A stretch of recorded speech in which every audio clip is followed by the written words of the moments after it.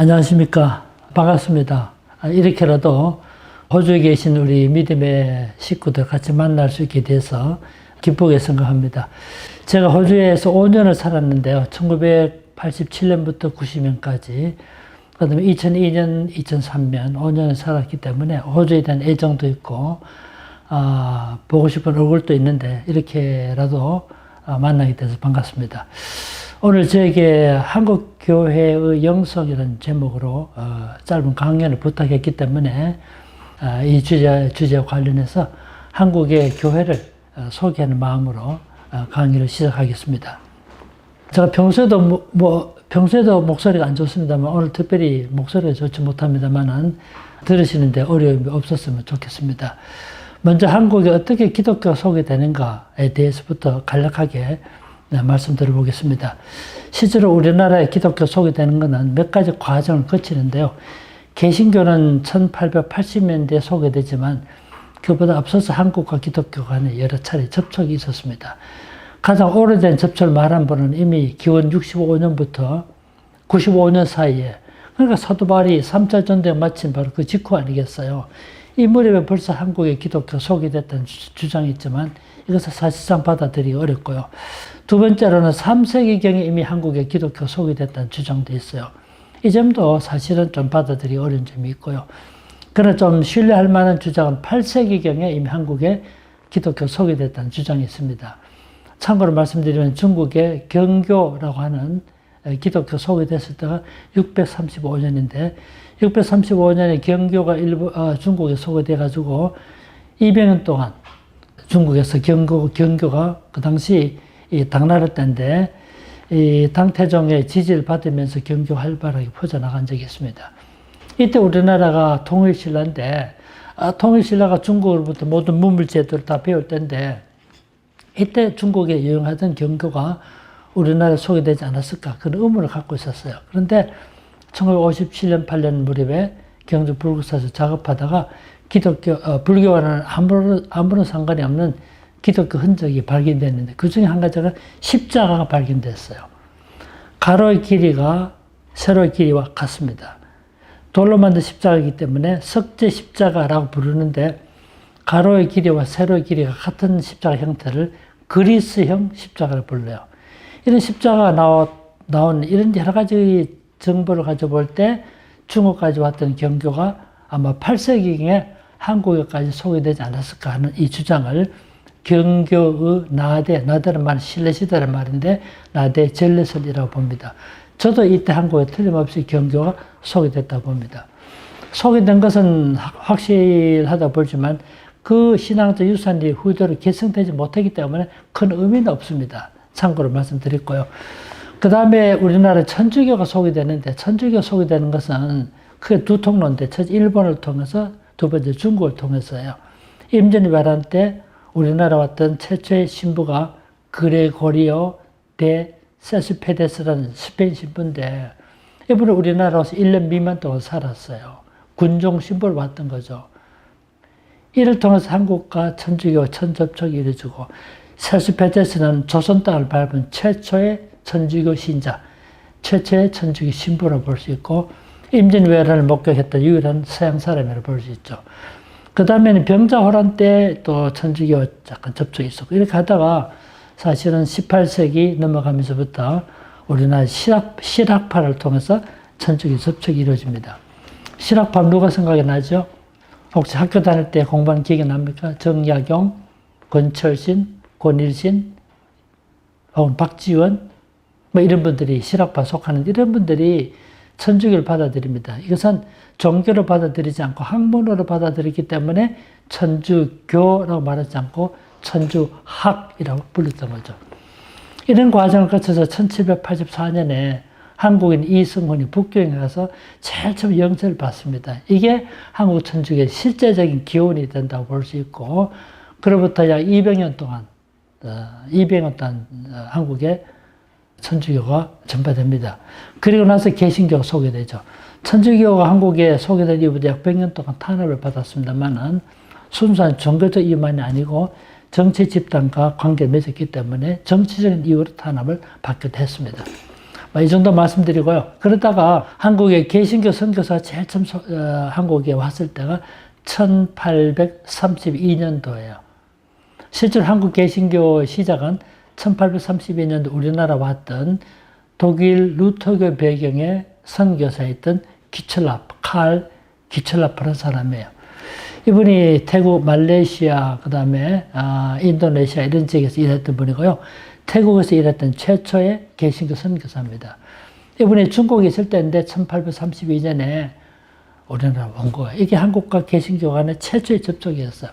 약 한 달 동안 체류했는데 그 당시 지금은 그 충청도 보령시에 속한데 그때는 황해도였는데요. 그 앞에 그 고대도로 섬이 있습니다. 고대도로 상륙해서 한국인들에게 감자 심는법을 가르쳐주고 고대도 뒤에서 나가는 머루가 있기 때문에 머루를 가지고 포도주 만드는 법을 가르쳐주고 최초로 주기도문을 번역했던 사람이 기철라프입니다.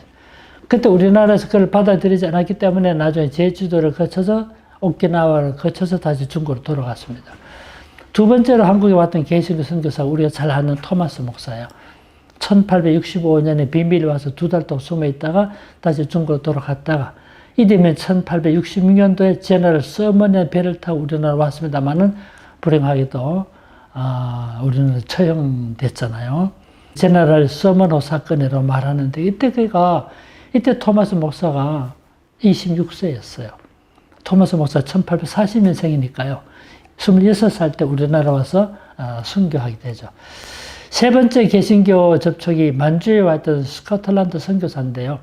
만주에 와서 일하던 1870년대에 스코틀랜드 연합 장로교 선교사들이 있었어요.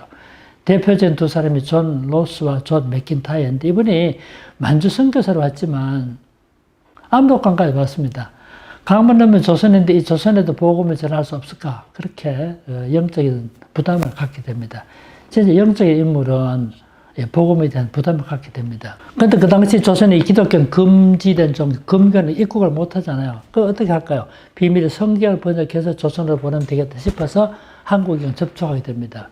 이영찬, 김진기, 이성하, 백홍준 같은 청년들이 의주 청년인데 중국에 장사로 갔다가 장사를 못하고 병들이 있었을 때요.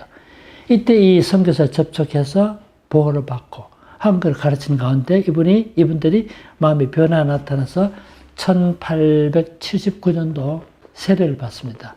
한국인으로 제일 처음 세례받은 사람이 이영찬, 김진기, 이성하, 백홍준 같은 청년들이었어요. 그리고는 단미를 가지고 조선말을 가르쳐서 우리나라 말로 제일 처음 성경 일부가 번역되었어요. 그때가 1882년 3월달입니다. 3월달에 누가복음이 번역되고 그 다음에 5월달에 요한복음이 번역된 거예요. 이렇게 번역되다가 1887년도에는 만주에서 신약성경이 완전히 우리나라 말로 번역됐어.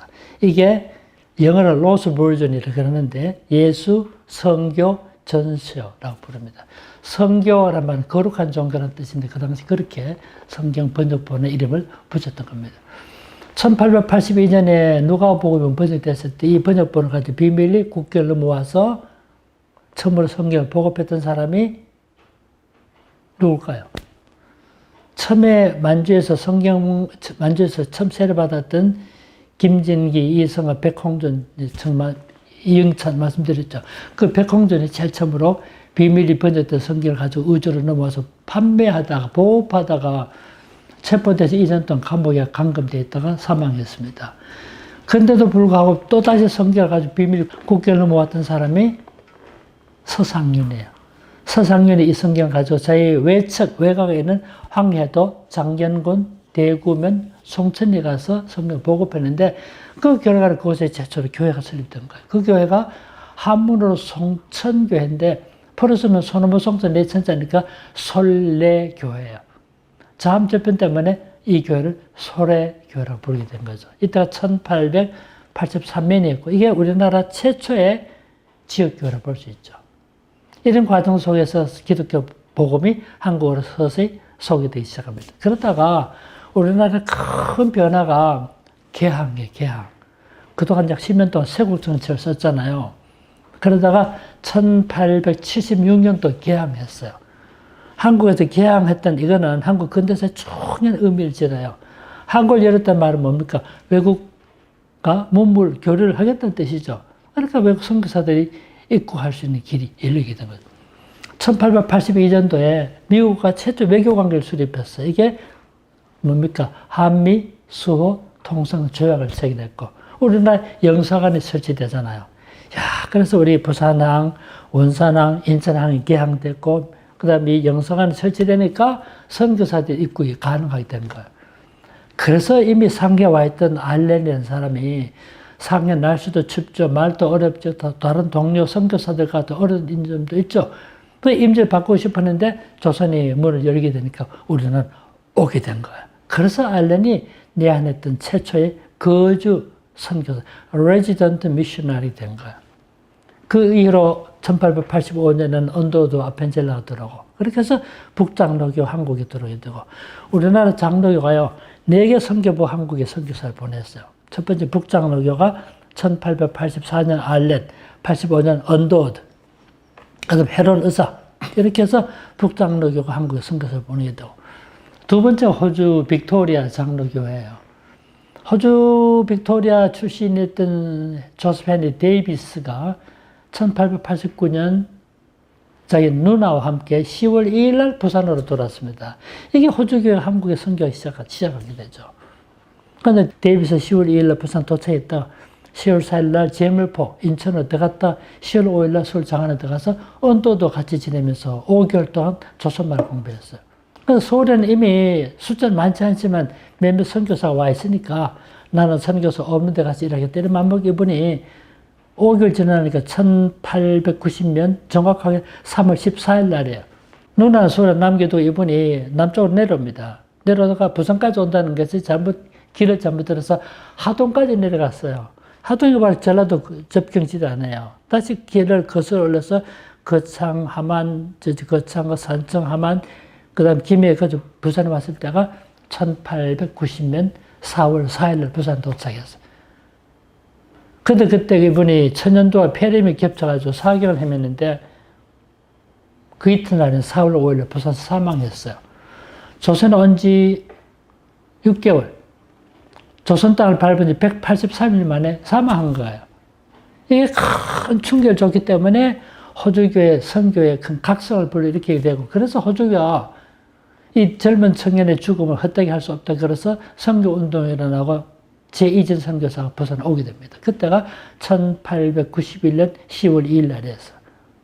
이렇게 해서 호주 선교사들이 한국에 오게 돼서 해방 전까지 78명, 해방 이후까지 126명의 호주 선교사들이 한국에 와서 특히 부산 경남 지방에서 일하게 된 거예요.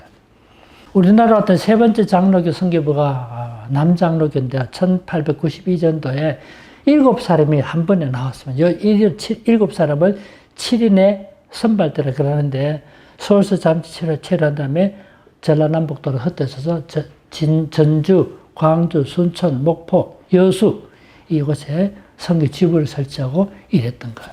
네 번째로 우리나라 왔던 장로교 선교부가 카나다 장로교인데 1898년도에 맹래라고 하는 맹래, 그다음에 마구레라고 하는 한국 이름을 가졌는데 이런 분들이 카나다 선교사들 와서 함경 남북도 간도 지방에서 일했어요. 그러니까 정리해서 말하면 한국에는 북장로교, 호주장로교, 순서대로 말하면 남장로교, 카나다 장로교 4개 선교부가 한국에 와서 일했기 때문에 결과적으로 교회가 설립되고 1907년에 최초로 장로교 7위회라 볼 수 있는 동로회가 만들어지고 1912년에 장로 총회가 만들어졌어요.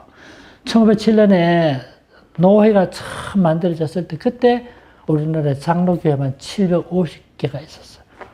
절대 다수 목사 없죠. 1907년에 처음으로 한국인 목사 7명 배출됐거든요. 선교사 다 합쳐봐야 여러분 750개 어떻게 다 관리합니까?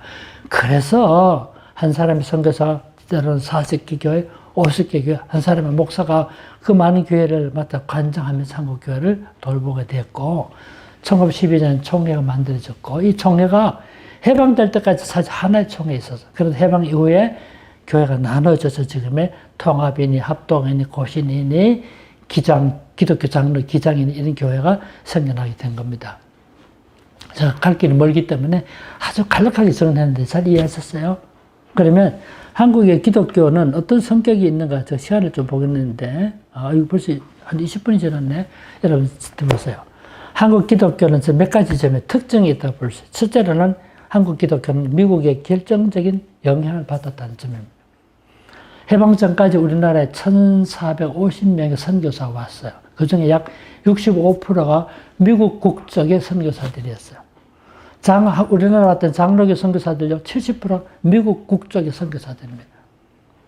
인적인 파워, 맨파워만 보더라도 한국교가 미국교의 결정적인 영향을 받았음을 알 수가 있어요. 여러분, 호주 선교사들이 해방 전까지 78명 왔다 그랬잖아요. 5%밖에 안 돼, 전체 선교사 수에. 그러니까 큰 영향을 끼칠 수 없었죠. 그러면 한국이 미국교의 결정적인 영향을 받았다는 말이 무슨 뜻일까? 저는 세 가지를 말하고 싶어요. 첫 번째는 비블리시즘, 성경 문자주의. 그 당시 미국이 상당히 보수적이기도 하고 근본주의적 성격이 있었기 때문에 미국 교회로부터 성경 문자주의, 비블리시즘을 좋게도 긍정적인 측면도 있고 부정적인 측면도 있는데 성경을 문자적으로 이해하는 이런 경향이 있습니다. 어떻든 성경을 그대로 받아들이고자 하는 어떤 점이 좋은 점이 많죠. 성경 중심적인 사상이 이렇게 해서 형성되기 시작했어요. 두 번째가 뭐냐면 미국 교회 영향을 받았던 말의 두 번째는 리바이벌리즘, 부흥주의예요. 그 당시 미국의 선교사들 올 당시 미국의 부흥운동이 전개됐고, 잘 알다시피 미국의 제1차 각성운동, 제2차 각성운동 있었죠? 제3차 각성운동. 그 영향을 받았기 때문에 한국의 어떤 선교사들이 그런 영향을 받았어요. 그리고 그 다음에 미국에서 학생 자원운동, Student Volunteer Movement, SVM이라고 그럽니다. 이 운동에 영향을 받았던 선교사들이 한국에 왔기 때문에 한국의 상당히 부흥주의 영향이 굉장히 컸어요. 그래서 장로교든 감리교든 교파는 달라도 리바이벌리즘 굉장히 강했어요. 이런 것들 한국에 큰 영향을 끼쳐도 볼 수 있고, 세 번째로는 여러분, 미국 교회에 영향받았던 말의 의미가 무엇인가? 미국이라는 나라도 피선교 국가예요. 유럽에서 치열하게 교리 논쟁을 했는데 나중에 미국의 복음이 전파되기 때문에 미국에서는 그런 16세기, 17세기 같은 그런 심각한 교리 논쟁을 경험하지 않았기 때문에 성례전이라든가 신앙 고백에 대한 강조가 부족했어요. 그 영향 때문에 한국에서도 사실은 신앙 고백에 대한 관심이 별로 없었어요. 왜요? 그로파야 교회가 겪었던 그런 심각한 논쟁을 하지 않았기 때문에 이런 것들이 미국 교회가 한국에 준 영향이 아닌가 하는 생각이 들고요. 두 번째 한국교회 특징을 말하면 한국 기독교는 일제 식민 지배하에 있었다는 점입니다. 그럼 생각해 보세요. 1876년도 우리 개항했잖아요. 개항. 어떻게 했습니까? 일본은 강압에 의해서 강화도 조약을 체결하고 불평등 조약을 체결하고 우리가 개항한 거 아니에요. 개항한 건 잘했지만 사실 그건 우리가 원해서 아니라 일제에 일본의 강압에 의한 것이었어. 일본으로 볼 때는 조선을 개항하게 만든, 이게 일본으로 볼 때는 조선을 점진적으로 침략하는 과정이었어. 야, 그러다가 여러분 일본이 점진적으로 우리나라를 침략해 오죠? 1894년 5년 때는 알다시피 청일전쟁이 일어나잖아. 청나라와 일본 간의 전쟁이지만 전쟁터는 우리나라 안에 했어요. 이때 예상되고 일본이 승리합니다. 일본이 승리하니까 청나라 세력을 물리쳤죠. 1904년 5년에 노일 전쟁이 일어나요. 이때 일본이 승리해서 러시아 세력을 물리쳤어. 여러분 생각해 보세요. 이 당시에 근동의 중요한 정치적 파워가 일본, 중국, 러시아인데 일본이 중국 물리쳤죠. 청나라 물리쳤죠. 러시아 물리쳤죠. 일본이 독점적으로 조선을 침략할 수 있는 환경을 만든 거예요. 그 다음에 1905년 을사조약을 체결했죠. 1907년 헤이그 밀사 사건을 핑계로 해서 고종 퇴위시켰죠. 국방력 마비시켰죠. 외교권 강탈했죠. 1910년 한국을 강점한 거 아닙니까? 바로 이런 국가적 위기 속에 한국의 기독교가 소개된 거예요. 야, 정말 중요한데요. 한국 기독교를 이해하는 데 중요한 열쇠가 뭐냐면 한국 기독교는 일제 식민 지배와 깊이 관련되어 있다는 점입니다. 일제 한국을 침탈하는 그 과정에서 기독교가 한국에 소개된 거예요. 무슨 의미가 있을까요? 일본 한국을 식민 지배하면서 한국의 모든 걸 수탈해 갔어요. 우리나라 광산자원, 수자, 시제로 농산물, 우리는 마시는 경기도 이천쌀이 제일 맛있는 쌀인데 일천쌀 다 가져가서 황실에서 먹으려고. 식민지배라는 거는 식민지 사람들을 보호한다는 이름 하에 자국의 이익을 추구한 거 아니겠어요. 그래서 일본 한국의 모든 걸 수탈해 갈 때 기독교가 속이 된 거예요. 기독교는 어떻게 했습니까? 여러분 학교 설립했죠? 병원 설립했죠? 야, 생각해 보세요. 학교를 설립해서 근대 교육을 가르쳤죠? 자유, 인권, 민주주의, 개인의 자유, 개인의 권리. 야, 소중한 가치를 가르쳐 준 거예요. 근데 병원 설립했죠? 서울에만 해도 최초게요. 알렌이 만든 왕립병원을 만든 광해원, 나중에 재종원으로 이름 바뀌었다가 세브란스 되지만 있었죠. 감독에서 만든 시병원 있었죠. 여성과 어린아이만을 위한 보구여관 병원이 있었어요. 각 성교부가 여러 흩어져서 병원 설립했어요. 새로운 의술을 가르쳤습니다. 의학 교재 편찬했습니다. 민주의식 가르쳤습니다. 여권 신장, 미친 타파, 새로운 가치, 참 한국의 모든 필요를 채워줬어요. 이런 점이 기독교로 하여금 한국에서 민족주의와 기독교가 결합하게 된 중요한 동기가 돼요. 야, 조금 내가 마음이 조급해서 빨리 말씀드렸는데, 내가 조금 말해볼게요. 여러분, 시간 한번 봅시다. 30분인데, 좀 더 해도 되겠죠? 여러분. 인도네시아 예를 들어볼게요. 인도네시아가 어느 나라의 식민 지배를 받았나요? 인도네시아가 어느 나라의 식민 지배를 받았습니까? 이런 물었더니, 다른 나라의 식민 지배를 받았습니다. 하더라고요. 잘 알다시피 인도네시아는 네덜란드 화란의 식민 지배를 받았어요. 몇 년 동안요? 몇 년? 1603년부터죠. 그러니까 300년이 넘은 320년 가까이 네덜란드의 화란의 지배를 받았잖아요. 지금도 인도네시아 가면 그 흔적이 남아있어요. 말이 여러분, 우리가 일제 35년 지배받았는데 310년이 넘는 기간 동안 지배받은 거예요. 그때 화란이 어떤 나라입니까? 기독교 국가 아닙니까, 사실은. 야, 나중에 칼빈주의 국가가 됐잖아요. 그럼 인도네시아에서 민족주의는 어떤 성격을 지닐까요? 기독교 국가 식민 지배를 받으니까 반기독교적일 수밖에 없는 거죠. 그래서 인도네시아 민족주의는 두 가지 성격을 지내는데, 첫째는 반외자 운동, 반외국 자본 운동. 두 번째가 반기독교 운동이었어요. 그래서 인도네시아에서 기독교가 클 수 없었던 거 아닙니까? 그래서 인도네시아가 회교의 국가가 된 겁니다. 근데 우리나라는 어떻습니까? 완전 반대예요. 기독교를 반대하는 일본의 식민지배를 받았기 때문에 우리가 기독교에 대해서, 여러분, 일본은 한국의 모든 것을 지배하면서 모든 걸 수탈해 갈 때 기독교는 한국의 모든 필요를 채워줬습니다. 그래서 한국에서의 민족주의는 기독교와 결합될 수 있었던 거예요. 여러분, 이게 참 중요한 의미가 있어요. 왜 한국 기독교가 급성장할 수 있었을까요? 기독교 한국인들이요, 기독교를 개종할 때 유교적인 가치, 유교적인 풍습을 볼 때는 저항을 받았지만 정체적으로는 아무 문제 없었어요. 기독교 신자들이, 여러분 한국인들이 기독교 신자 될 때 정체적으로 볼 때는 아무 문제 없었어요. 도리어 일본의 모든 걸 수탈해 갈 때 기독교는 우리에게 모든 걸 제공해 줬기 때문에 기독교와 민족주의 결합했기 때문에 한국의 민족주의는 기독교 민족주의, 요거를 크리스찬 내셔널리즘이라고 그래요. 흥미롭지 않습니까? 그래서 한국 기독교가 성장할 수 있어요. 여러분, 우리나라 초기 기독교를 받아들였던 그룹이 크게 두 그룹이에요. 첫 번째 그룹이 소수 엘리트 그룹입니다. 여러분, 한국에 있을 때 역사 공부 좀 하셨나요? 한국 초기 민족 지도자들, 건국의 주역들 다 기독교 신자들이에요. 예를 들어 어떤 분이 있습니까? 김구? 기독교 신자입니다. 김구. 이승만 말할 것도 없죠. 이승만은 우리나라에 선교사들 와서 제일 처음에 설립했던 배제학당에서 공부했어요. 배제학당 다닐 때 영어 배웠어. 이승만. 배제학당 다닐 때 영어 배웠는데 졸업할 때 영어로 스피치 했습니다. 대단했습니다. 이승만 욕하는 분도 계시는데 정말 훌륭한 기독교적 인물이었죠. 김구, 이승만, 또 누구 있어요? 안창호, 기독교 신자입니다. 그 다음에 누구 있어요? 그 다음에 윤치호, 유길준, 기독교 신자 아닙니까?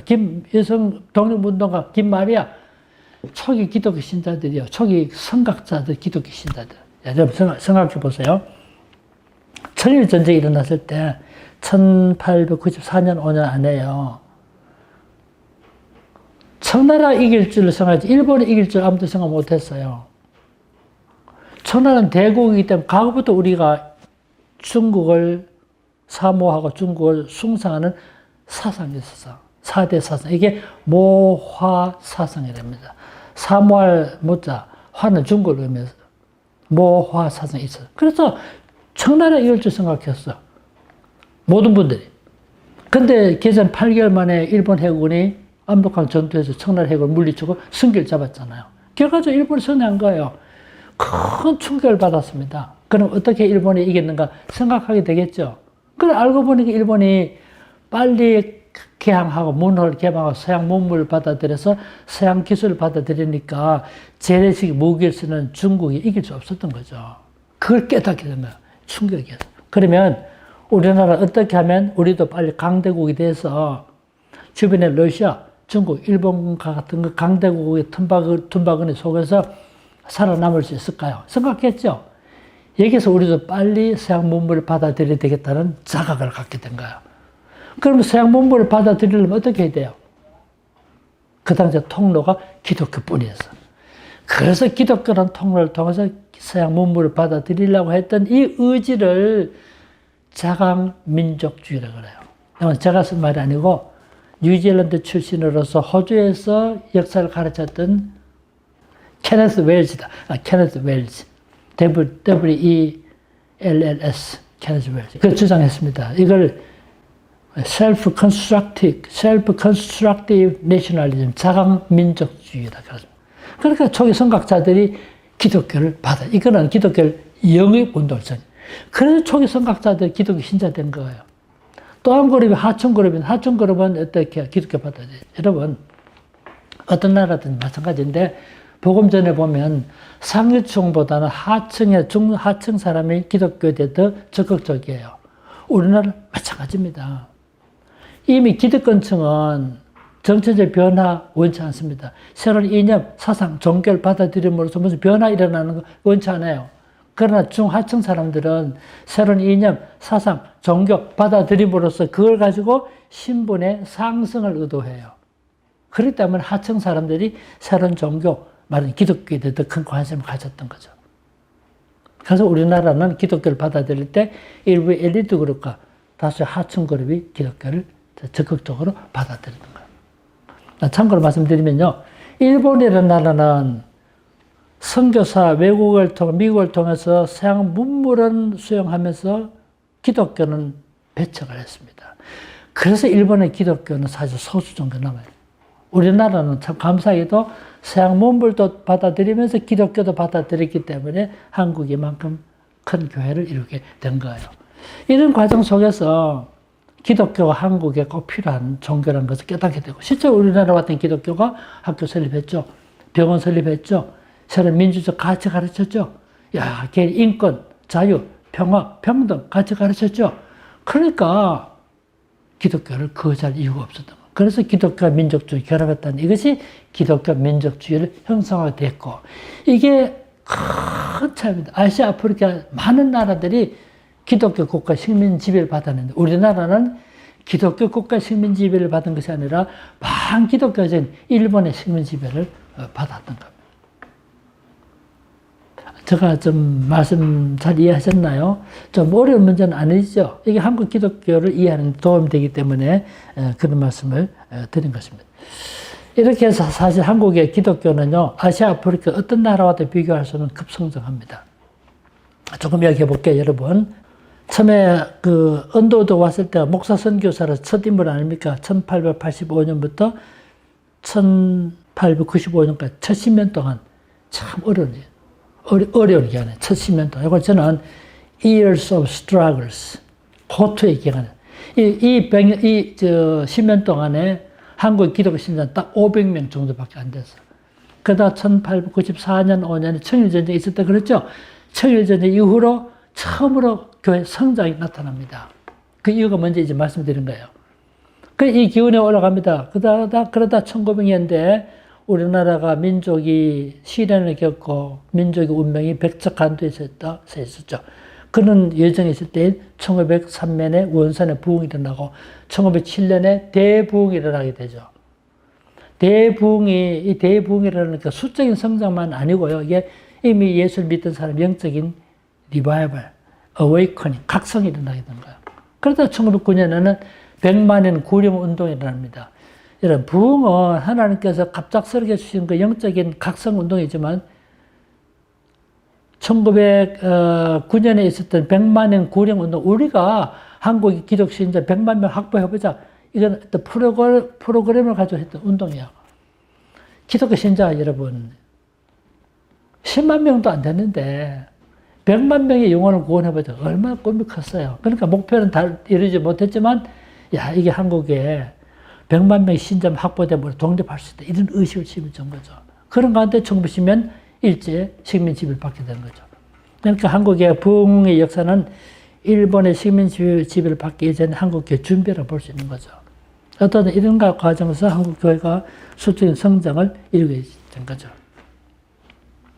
제가 통계가 있습니다만 그때부터 교회가 쫙 성장합니다. 1910년 그 무렵에 일제하에 있었지만 그럼에도요, 일제하에서도 숫자 성장이 갔어. 많은 분들이 기독교 신앙이 일제 식민 지배에 대처할 수 있는 최고의 수단으로 보았던 거죠. 물론 1935년 이후에 한국 신자 참배 강요되고 기독교 탄압이 심할 때 기도 순자가 좀 그 숫자 줄어들긴 했었어요. 그러다 해방을 맞았죠.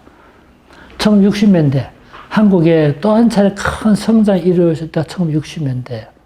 그때 박정희 장군이 쿠데타를 일으켰죠. 혁명을 일으켰죠.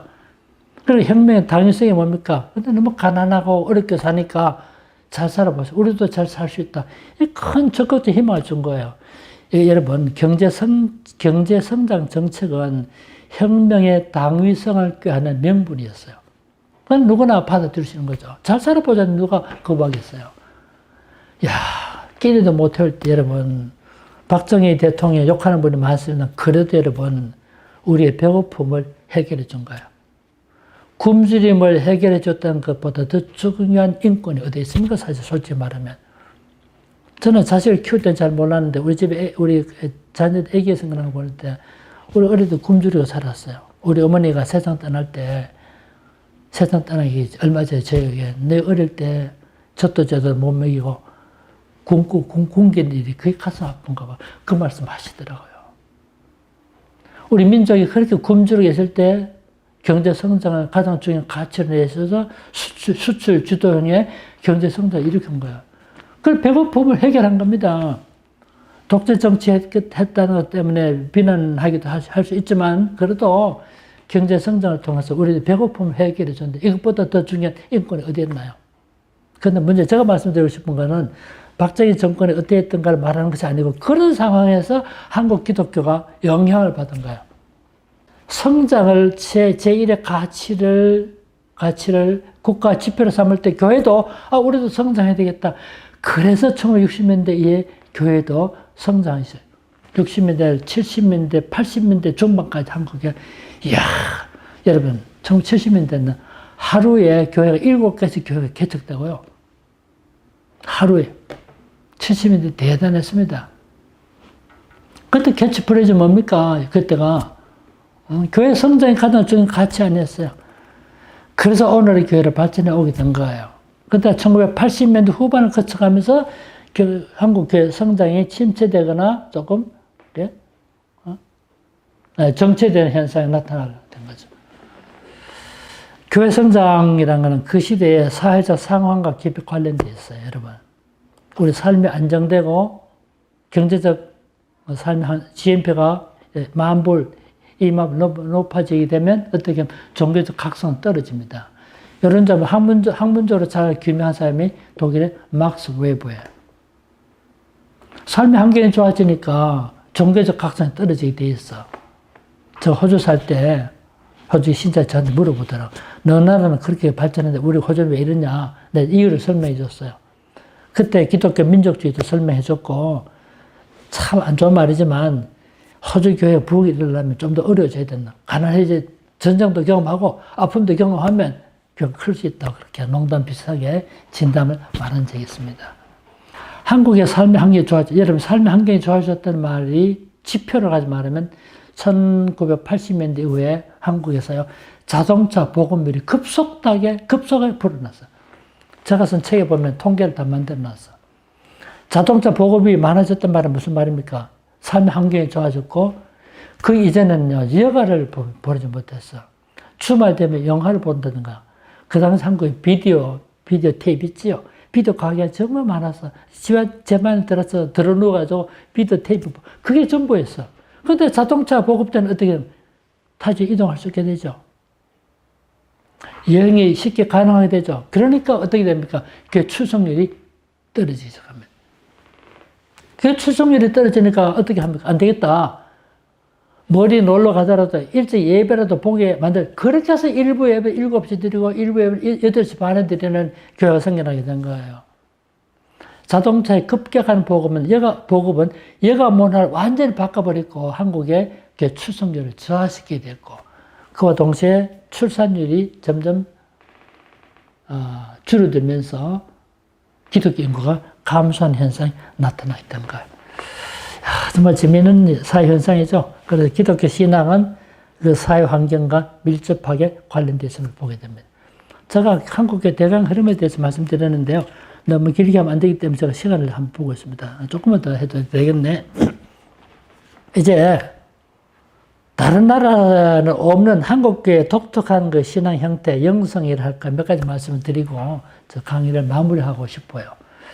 오늘 제가 한 시간 이내에 강의를 할 생각을 했고요. 또 저를 위해서 이렇게 촬영해 주신 우리 교수님이 저 지금 고신대학교 와서 하고 있는데 또 12시에 나가야 되기 때문에 제가 시간을 많이 못 보내서 죄송해요. 좀 더 천천히 말씀드리면 알아듣기 쉬울 텐데 괜찮았나요? 한국 기독교의 영성과 관련해서 말해도 정말 중요한 건 새벽 기도입니다. 새벽 기도는 한국 교회의 생산품이고 한국 교회 이 새벽 기도에 시작해서 외국에 수출한 적도 있어요. 이게 오늘 한국 교회 이끌어오는 중요한 터전이었어요. 기도한다는 것은 참 중요한 일인데 어느 때 기도하는 거 그거는 얼마든지 자유롭게 할 수 있지만 정말 공고한 세월을 살면서도 그 피곤한 가운데서 새벽에 모여서 기도했던 이 기도의 불길이 오늘의 한국 기독교 이루어왔던 중요한 터전이 된 거예요. 한국 새벽 기도가 언제부터 시작됐는가? 일반적으로 1907년 9월경입니다. 1907년 9월경에 평양 장den교회 조사했던 길선주 목사가, 그때 목사 아닙니다. 길선주 장로가 자기 친구 박치록과 함께 새벽 4시에 나와서 기도하기 시작한 이것이 새벽 기도 연원이 된 것을 봅니다. 물론 그 이전에도 새벽에 기도했던 그런 기록이 많이 나와요. 그런 공식적으로 한국 교회가 1907년부터 새벽 기도했어요. 정말 힘들긴 하지만 이게 한국 기독교를 영적으로 이끌어왔던 하나의 중요한 한국의 관행이었다 볼 수 있어요. 저는 사실 솔직히 새벽기도 좀 힘들었어요. 늦게 자고 아침에 일찍 나는 일이 얼마나 어려워. 주일날 설교할 때 늘 새벽기도 하다 보니 피곤해가지고 좀 맑은 정신으로 저 호주에 있을 때 설교한 일이 별로 많지 않았어요. 그래도 그런 기도가 우리의 영적으로 우리를 풍요롭게 만들어 주는 거죠. 두 번째가 통성기도는 통성기도. 서양 사람들 기도할 때 조용하게 기도하지 소리 내고 기도하지 않잖아요. 이 통성기도가 언제부터 출발했는가? 저는 1907년 평양 부흥 때부터 봅니다. 그때 그레함 리라고 하는 이길람 선교사가 기도를 부탁했을 때 한 사람 기도 끝나자마자 또 다른 사람 기도하기 시작했고 이 기도의 바람이 일어나면서부터 Prayer in Union, 연합해서 기도. 선교사들이 Prayer in Union, 이거 통성기도하기 시작했어요. 소리 내서 기도하기 시작했어요. 이게 한국의 통성기도 시작이 된 건데 이 통성기도는 본인에게도 유익할 수 있지만 다른 사람에게도 기도를 격려, encourage 해주는 기능을 했어요. 어떤 이게 한국의 중요한 기도의 관행이 된 거죠. 세 번째가 여러분 날연보 혹시 들어보셨나요? 날연보. 연보라고 헌금의 뜻입니다. 마치 연보, 과거 연보라고 그러는데 지금 헌금이라고 그럽니다만 날연보란 말은 마치 물질을 드리듯이 나를 드리는 거예요. 우리나라 기독교 전통의 중요한 전통이 뭐냐면 사경회인데요.